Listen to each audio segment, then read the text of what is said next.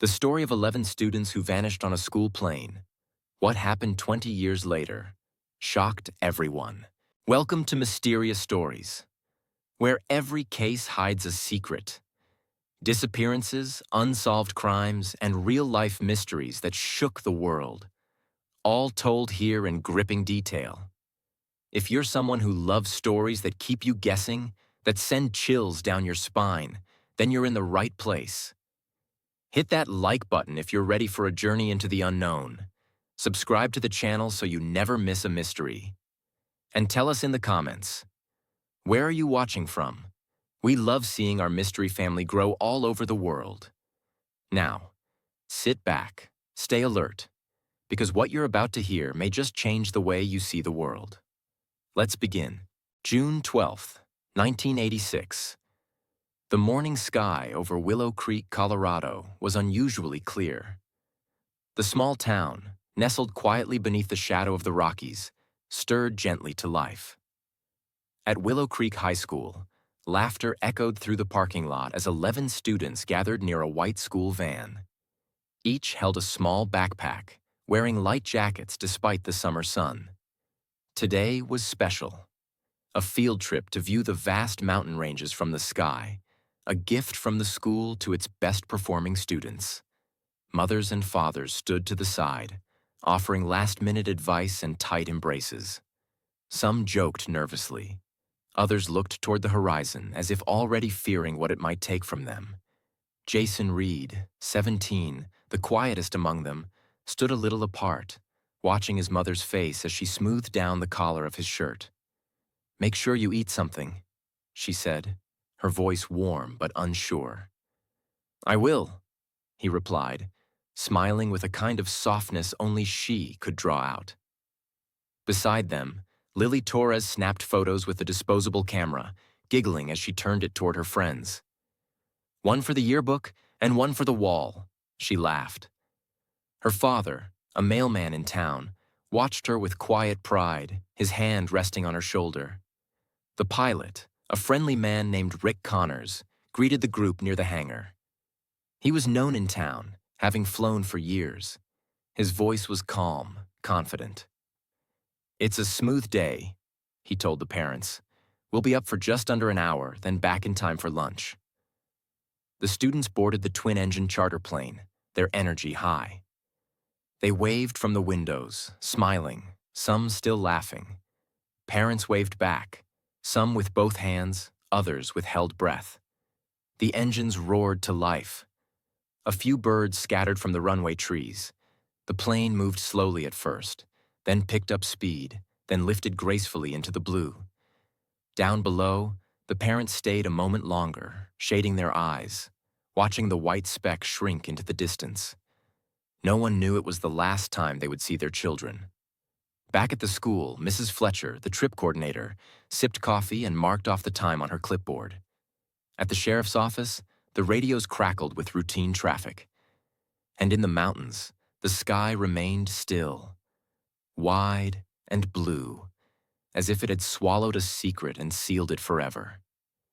By late afternoon, the parents had returned home, expecting a call or a knock, the sound of return. But none came. The clock on the wall struck 3:15 p.m. At Willow Creek High School, the front office phone rang once, twice, then stopped. Mrs. Fletcher glanced at her watch again. The flight was supposed to land nearly an hour ago. At first, no one panicked. The students could have stayed a bit longer in the air, maybe took a detour to circle the snowcaps or land at a different airstrip. The pilot, Rick Connors, was experienced. Everyone trusted him. By 3:40, several parents had begun to gather again at the school, exchanging nervous looks and small reassurances. "They probably landed somewhere to wait out the wind," said Mr. Torres, trying to calm his wife, though his own hands wouldn't stay still. At 4:10, Mrs. Fletcher made the first official call, to the charter company. The voice on the other end hesitated, then asked her to hold. Minutes ticked by before the answer came, slow and cold. "The plane hasn't landed. We lost radio contact about an hour and a half ago." Silence fell like snow. Then came the questions, all of them at once. Where? When? What do you mean lost contact? Was it the weather? By 5 p.m., the sheriff's department was alerted. By 6 p.m., search and rescue helicopters were mobilized. The families stood in small groups outside the school, refusing to go home. Some clutched jackets tight around them, though the air was still warm. Others sat on the curb, eyes fixed on the sky, willing it to bring their children back. Sheriff Ray Mallory addressed the families at sundown. "We've initiated a full search," he said, his voice firm. "The plane was last seen over Pine Ridge Pass. We're covering all known routes, and we have ground teams heading in. The weather's still good, so that's in our favor." No one interrupted him. No one spoke. In living rooms across town, televisions displayed emergency bulletins. The names of the missing students ran in a loop at the bottom of the screen. Jason Reed, Lily Torres, Adam Carter, 9 others, all between 15 and 17 years old. Photos of smiling faces, school portraits, summer snapshots, flashes of memory too recent to feel distant. That night, no one in Willow Creek truly slept. Parents left their porch lights on, just in case. Some kept the windows cracked, listening for anything. An engine hum, a knock, a voice calling from the dark. In the sheriff's office, maps were spread across tables.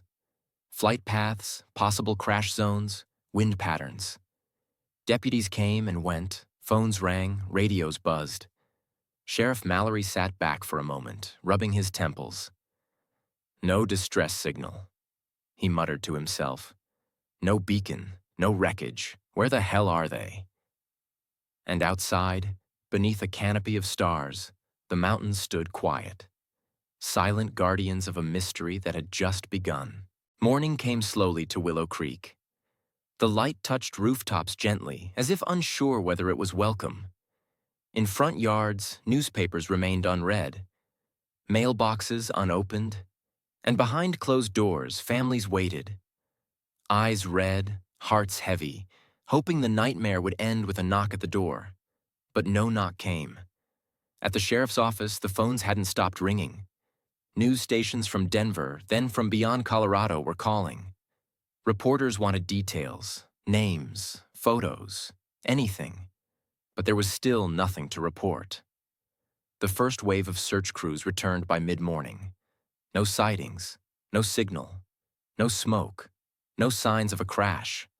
Helicopters had flown over more than 200 square miles of rugged terrain. Ground teams had hiked through valleys and forests with dogs and thermal imaging gear. The area where the plane was last tracked was remote. Steep ridges, thick trees, patches of snow, even in June. At 10:27 a.m., Sheriff Mallory stood once again before the families gathered in the school gym. His face was calm, but tired. "We haven't found the plane yet," he said. "But we're not stopping. We're increasing the teams. We've contacted the National Guard. Weather is holding. We will keep going." Some parents nodded silently. Others looked down. A few mothers gripped each other's hands tightly, finding strength in shared silence.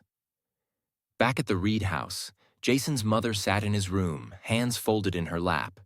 His desk was still messy, a notebook half open, a comic book under his pillow. She reached over and picked up the small clay sculpture he had made in art class the week before.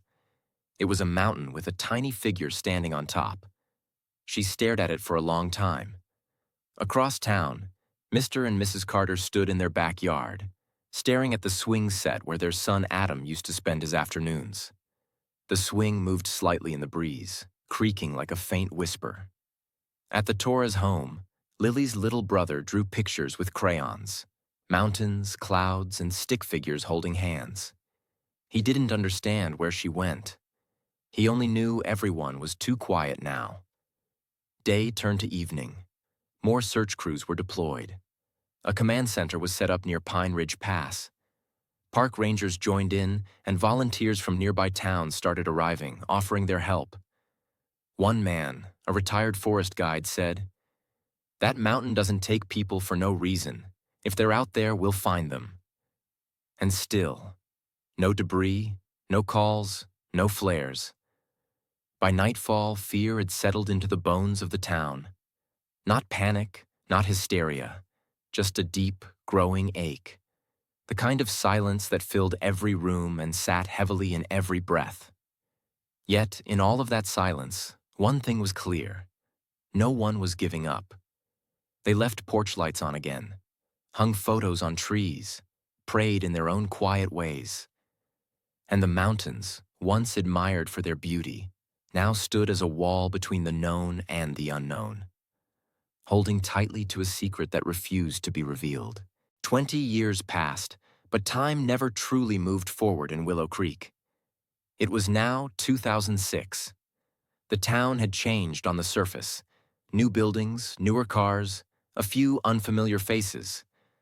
But underneath, the same quiet sorrow still lingered, like a breath held too long.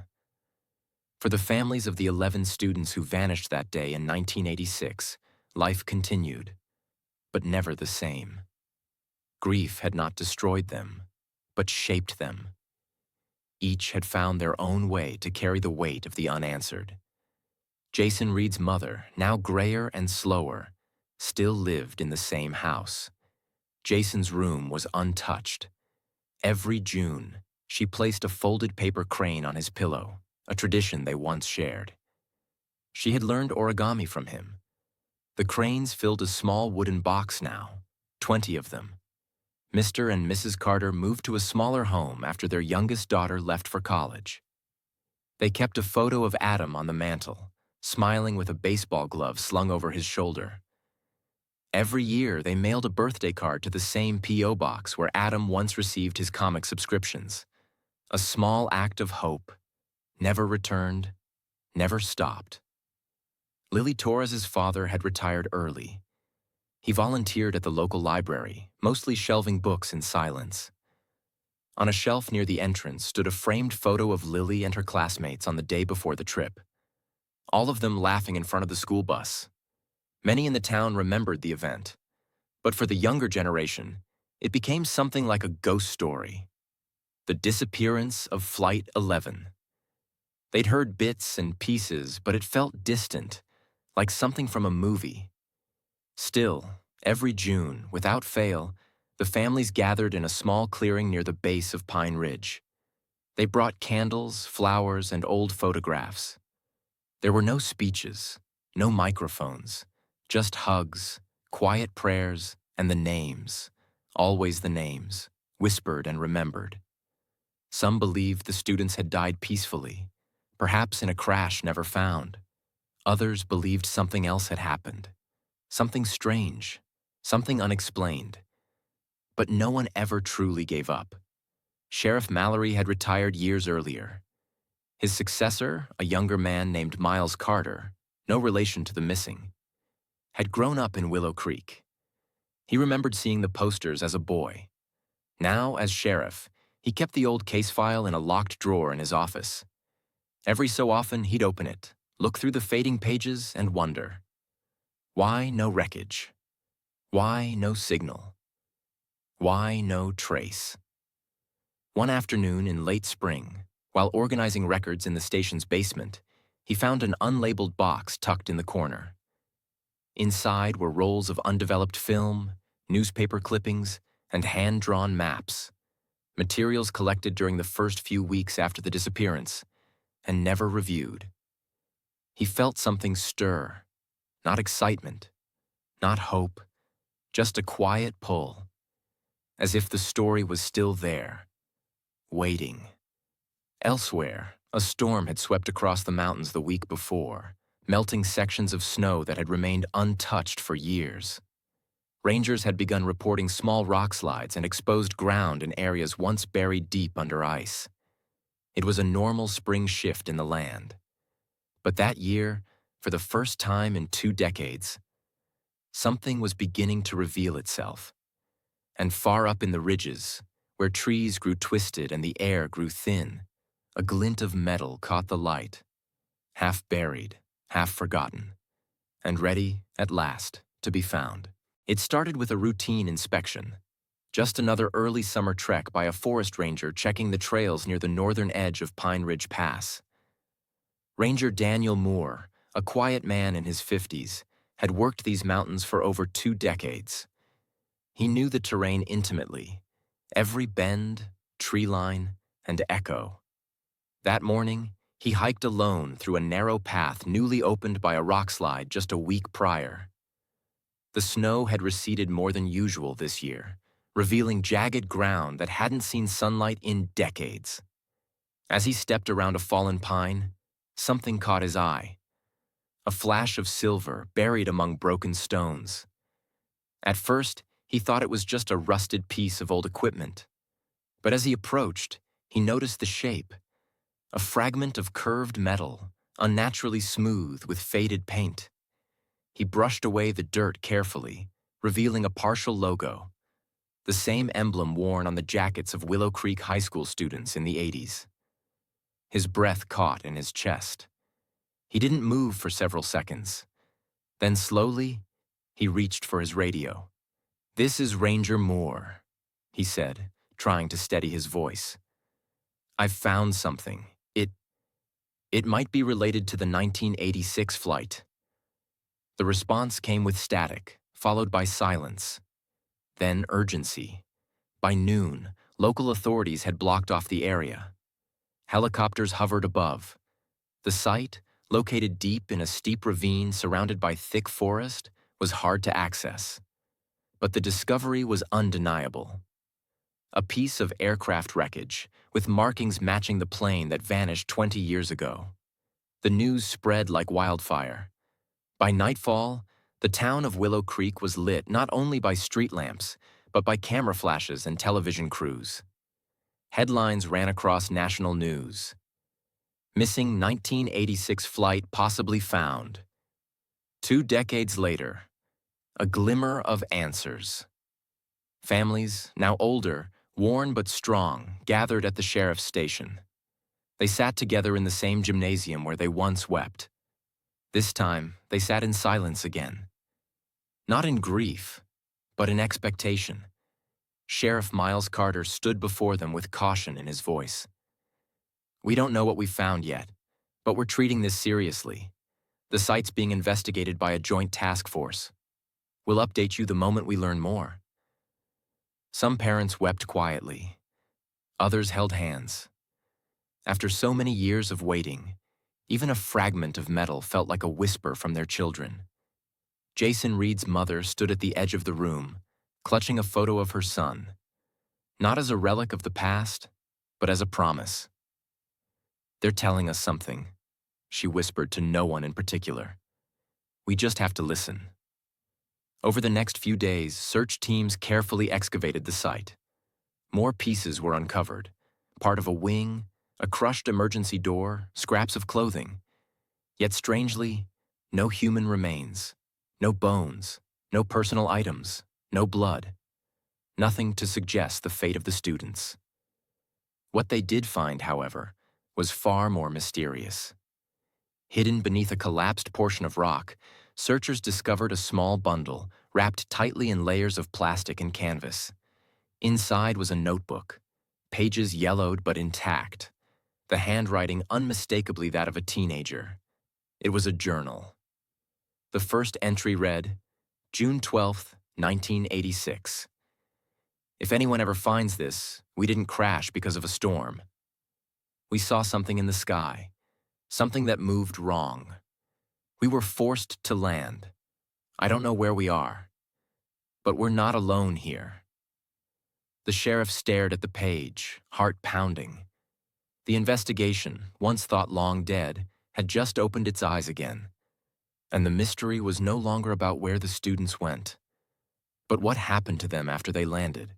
The journal was placed gently on a table in Sheriff Carter's office, its spine cracked from age, but the ink still legible. Each page was a voice calling through time, written by Lily Torres. Her handwriting was neat at first, thoughtful, reflective. Then, as the pages went on, it became tighter, faster, more anxious. She described how the plane had begun shaking violently not long after passing over the Pine Ridge cliffs. There was no storm. The skies were clear, but something appeared above them. A dark shape, silent and fast, unlike any aircraft they knew. The pilot, Rick Connors, tried to contact air traffic control, but the radio cut out. Then the instruments failed. The last thing Lily remembered before the emergency landing was the quiet panic on Jason Reed's face as he looked out the window and whispered, "That's not a plane." They landed rough, but alive. According to the journal, the group made it safely to a narrow valley surrounded by cliffs and heavy woods, an area that didn't match any known map.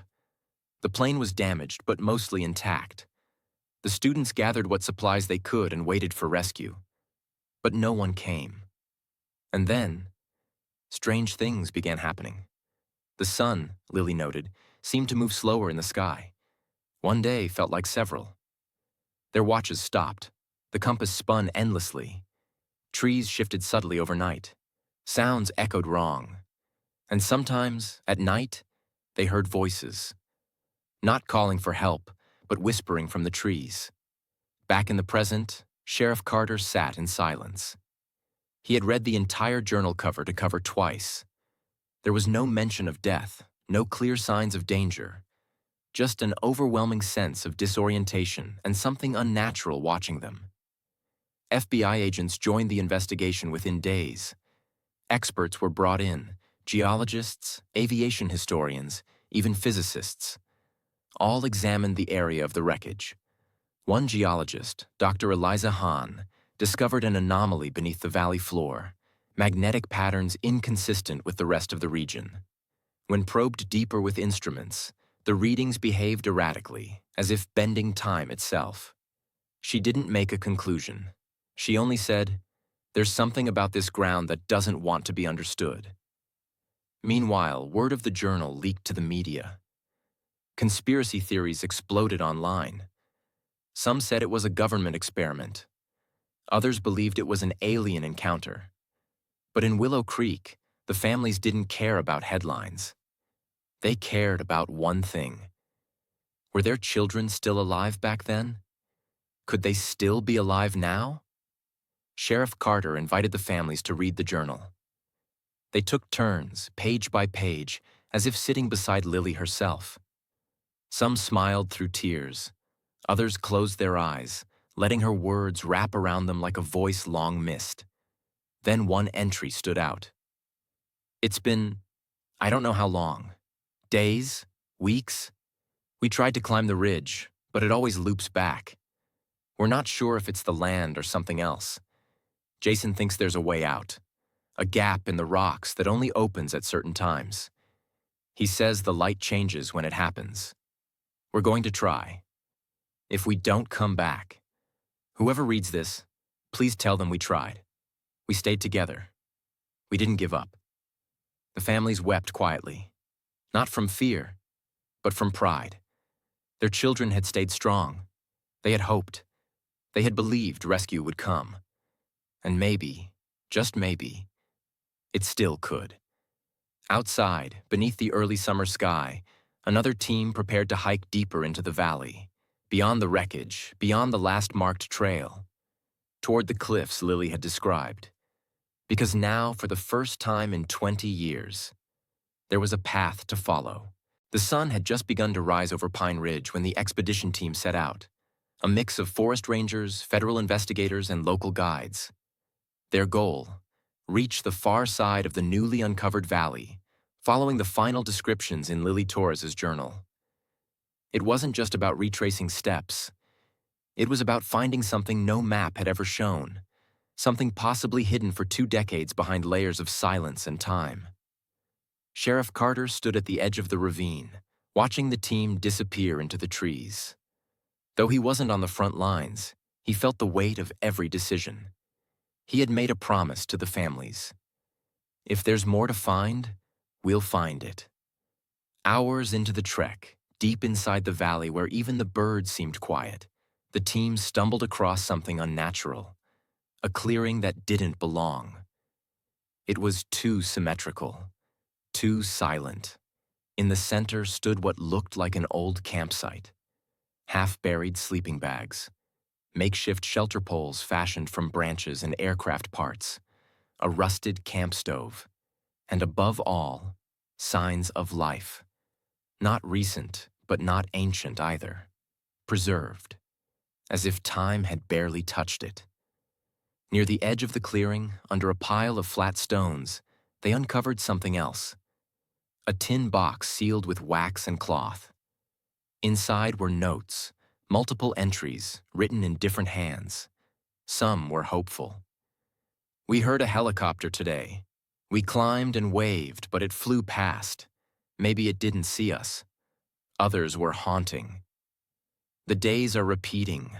I swear the sun rose twice without setting. Jason says the air smells different when the light shifts. We're going to try going through the rocks again tomorrow." There were drawings too, crude but clear. One depicted a narrow passage between two jagged cliffs with what looked like a shimmer or distortion at its entrance.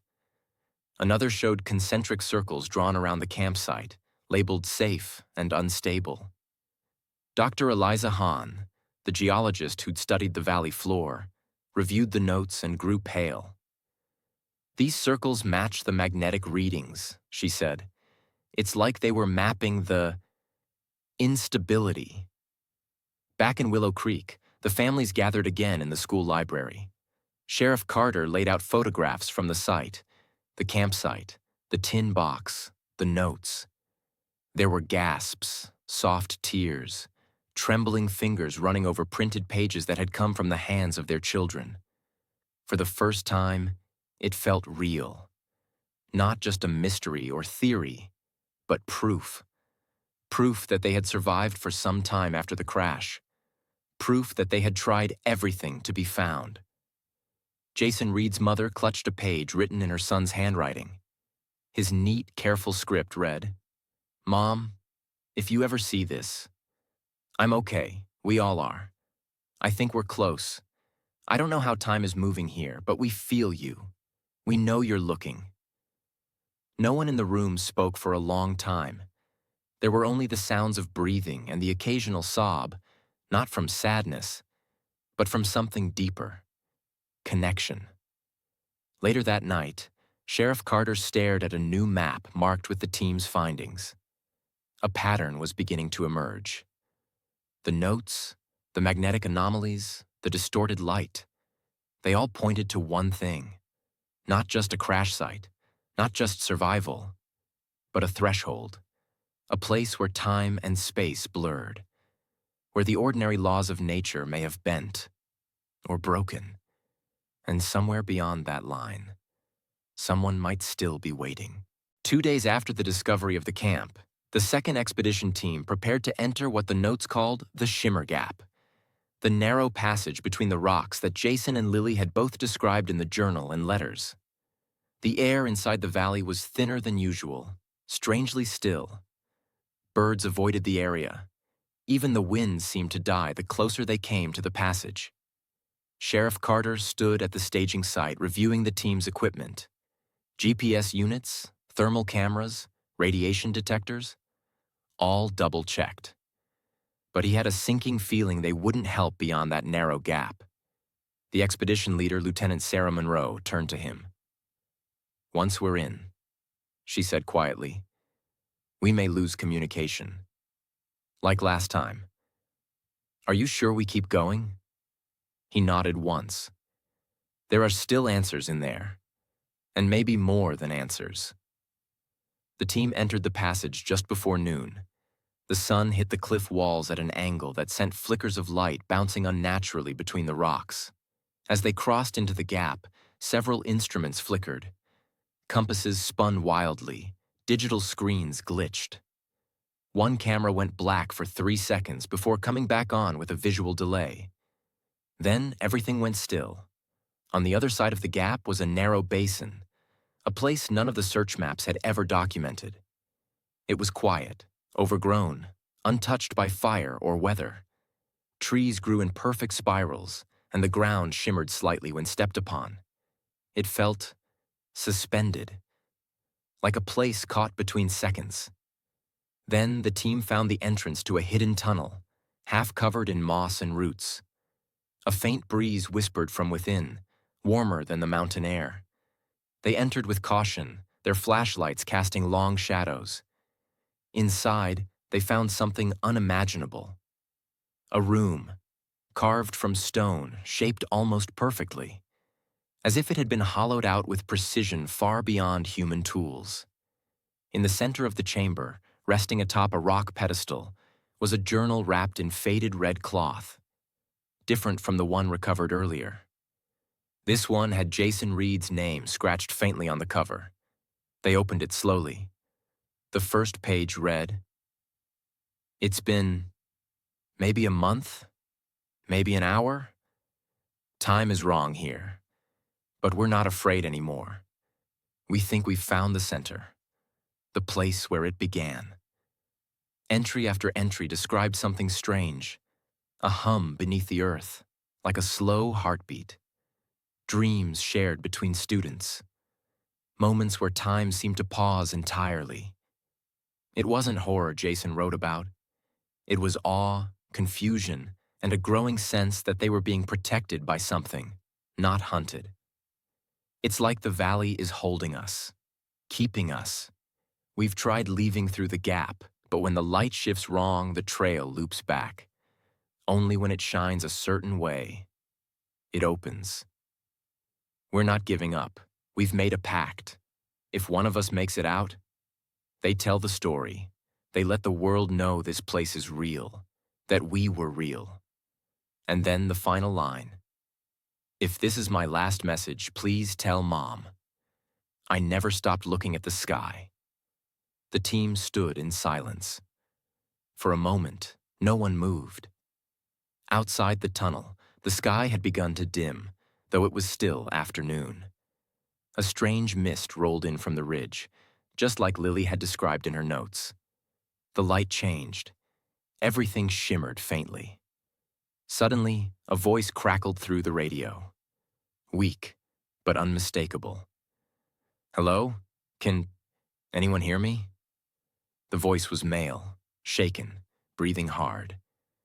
"This is Jason Reed. If anyone's out there, I think I found the way back." And with that, the world held its breath. For a full second after the voice came through the radio, no one moved. The team froze in place, staring at one another with wide eyes, disbelief thick in the air like fog.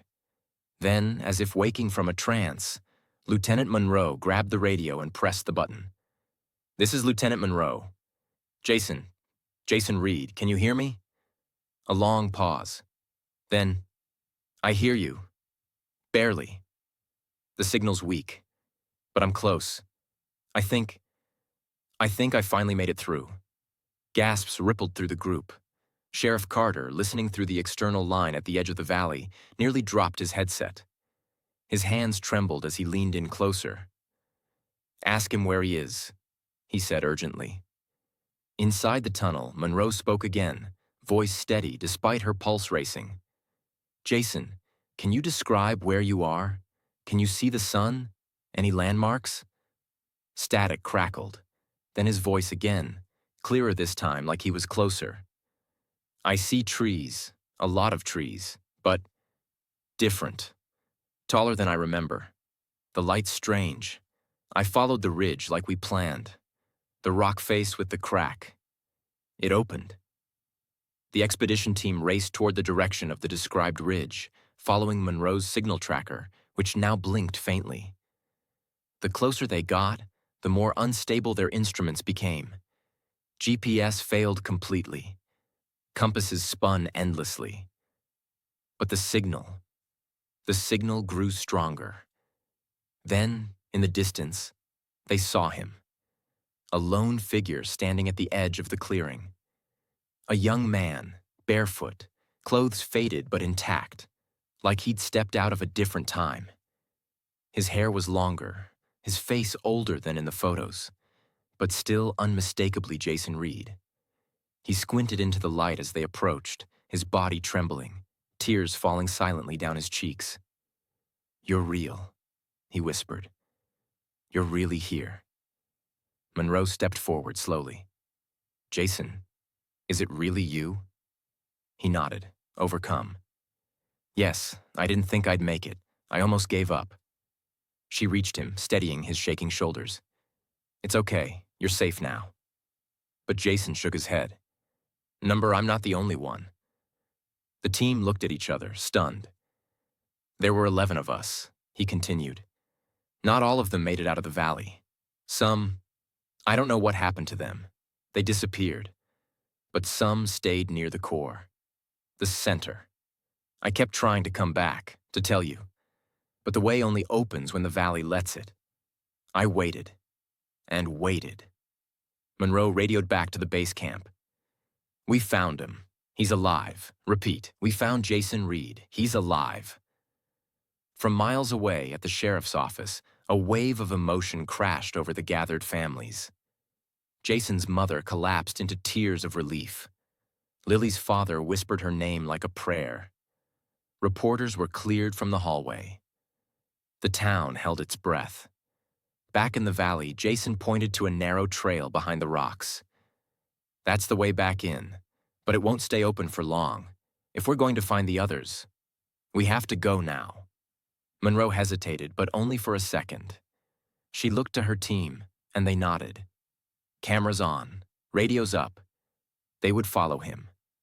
Deeper into the strange land beyond the shimmer, beyond logic, into the very heart of the mystery. And Jason, thin, worn, but still standing, turned toward the trail, took a deep breath, and whispered, more to himself than anyone else. I told them someone would come. I never stopped believing. Then he walked forward, back into the valley. And this time, he wasn't alone. The narrow trail Jason led them through was unlike any path the expedition team had seen in the Rocky Mountains. Not in structure, not in feel. Though it appeared made of natural rock and earth, it curved with impossible symmetry, as if carved by intention rather than erosion. Vines hung motionless in the air, unaffected by the breeze that should have stirred them. Even their footsteps sounded distant, like they echoed in a deeper, slower world. Jason walked ahead, barefoot but sure-footed. Every so often he'd glance back, eyes full of quiet urgency. You'll feel it soon, he said softly. The change. It's like time pulls differently here. No one spoke, not out of fear, but reverence. They all felt it now. Watches had stopped, camera feeds delayed. Their breath hung slightly longer in the air. And the light, it filtered through the canopy in shades of gold and violet, casting the trail in a dreamlike glow. After an hour of walking in silence, they reached the second camp. It was hidden beneath a natural rock arch, surrounded by tall trees that curved inward, almost protectively. Tents, fashioned from aircraft canvas and stitched jackets, still stood.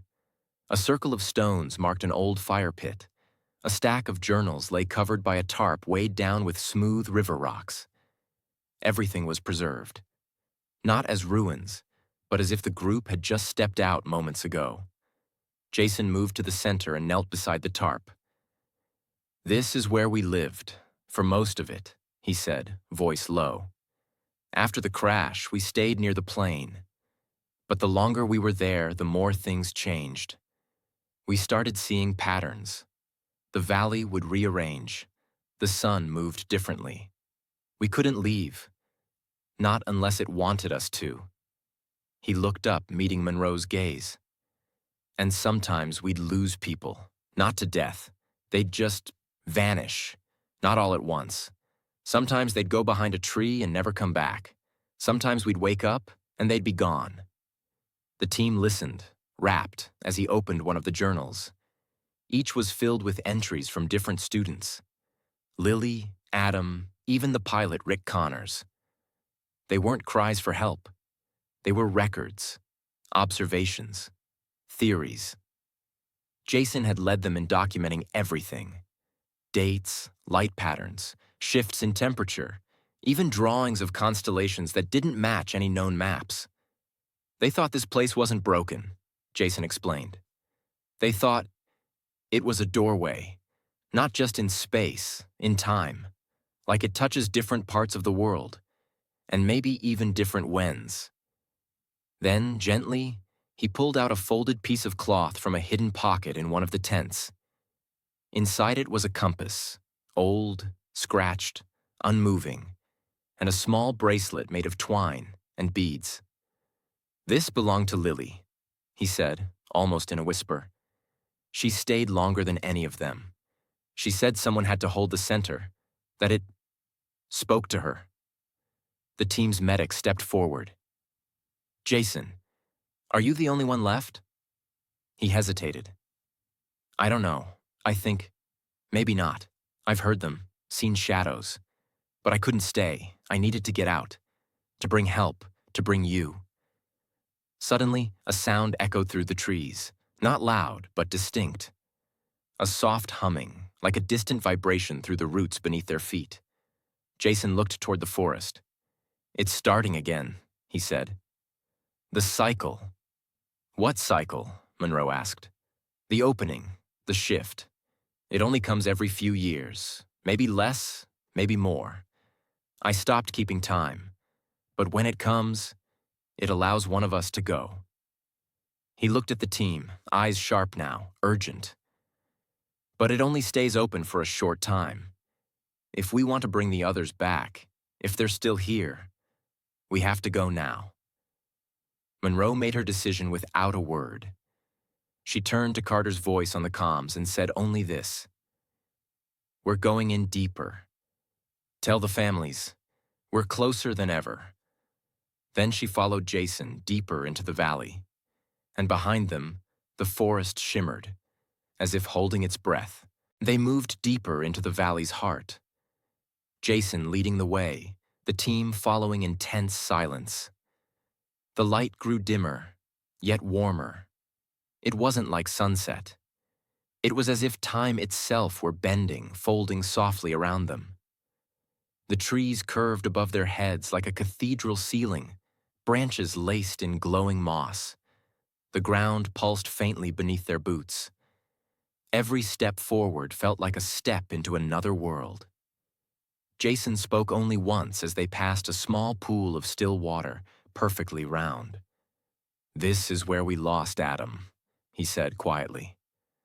1 minute he was drinking, then the reflection shifted, and he was gone. No one asked what he meant. They walked on. After what felt like hours, or moments, it was impossible to tell.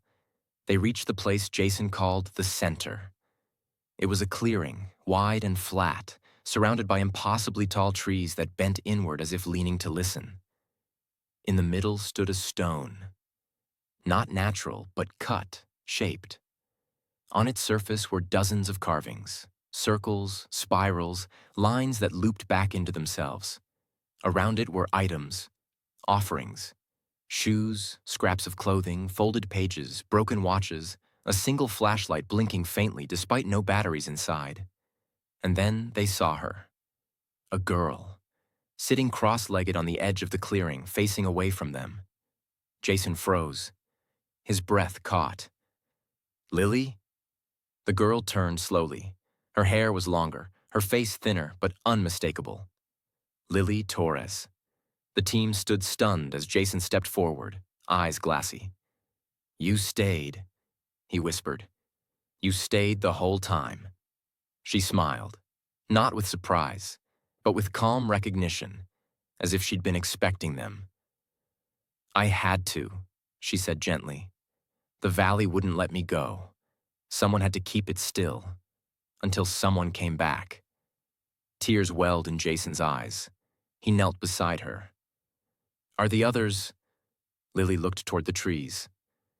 "They're here. Not all the way, but here. Some of them are part of the valley now. It took pieces of us, and we left pieces behind. But some are waiting, still holding on." Monroe stepped forward. "We can help you, all of you. We can bring you back." But Lily shook her head. "It's not that simple.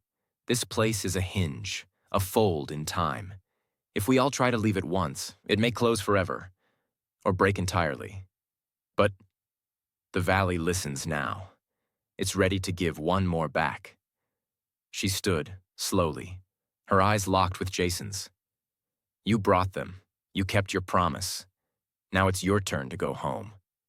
Jason's lips trembled. No, we can go together. All of us. But Lily stepped back. You've been carrying our story. That's what the valley needed. For someone to remember, someone to tell it. Now you have to finish it, outside. A soft vibration passed through the ground. The stone in the center began to hum. Light shimmered in the air, like the air itself was warping. The passage was opening. Jason hesitated. What if it closes again? Then wait, Lily whispered. Like I did, but I believe it won't, not anymore. The team stepped back, giving him space. Jason turned, looking one last time at Lily, at the forest, at the place that had become a strange and sacred prison. Then he walked through the light. There was a moment of silence, then a blinding flash, and when it faded, he was gone. Lily turned to the others, calm and still. You have what you came for, she said. Now tell the world. And then, slowly, gently, she disappeared, fading into the light, into the trees, into the memory of the valley that now began to sleep. Behind them, the stone's glow dimmed.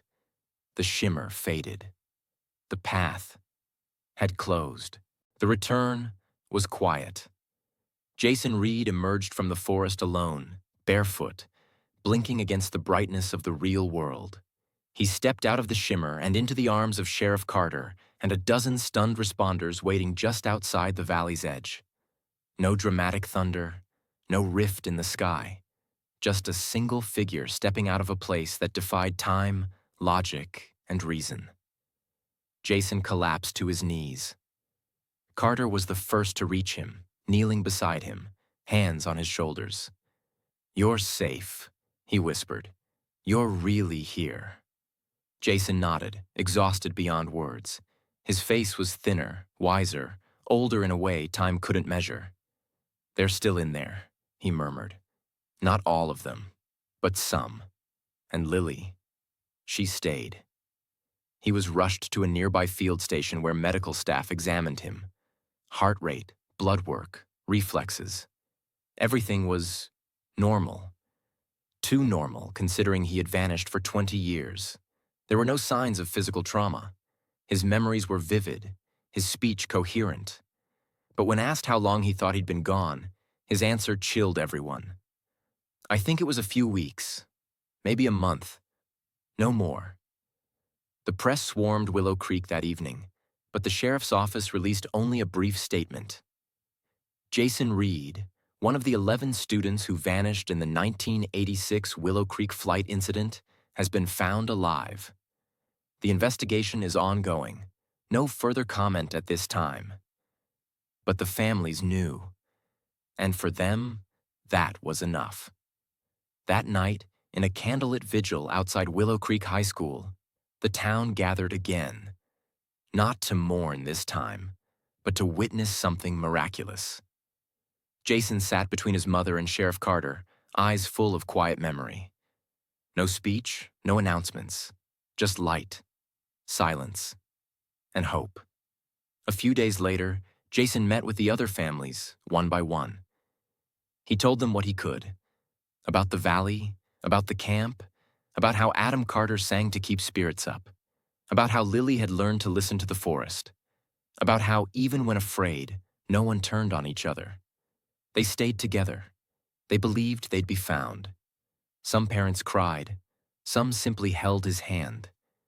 And in each story Jason shared, a piece of their children returned.